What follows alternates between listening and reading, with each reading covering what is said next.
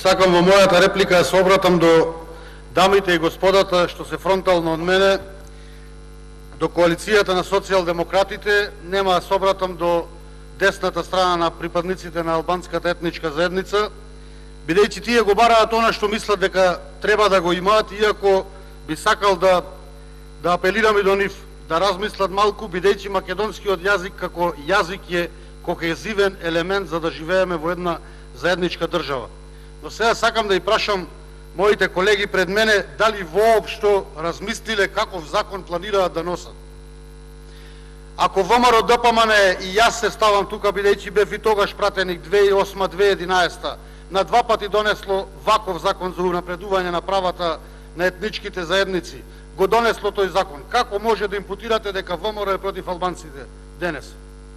Меѓутоа, тие закони во себе има елементи кои што ги гарантираат правата на сите етнички заедници, што се европски признати права, кои што за жал нашите луѓе, македонците што живеат надвор од границите на оваа држава, ги немаат во ниту една држава во соседството. Овој закон што сега го носиме, зошто при очи се правите слепи, при уши сте глуви. Со овој закон правиме јазична федерализација, де факто, де јуре, без потреба. Зошто тоа го правиме?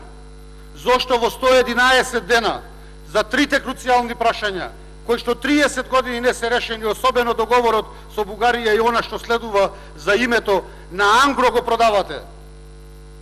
Се откажавте од македонскиот народ, од македонскиот јазик, од нашето малцинство во Пиринска Македонија, правите поле за грците да имаат подобра положба, иако имаме пресуда од Хашкиот трибунал.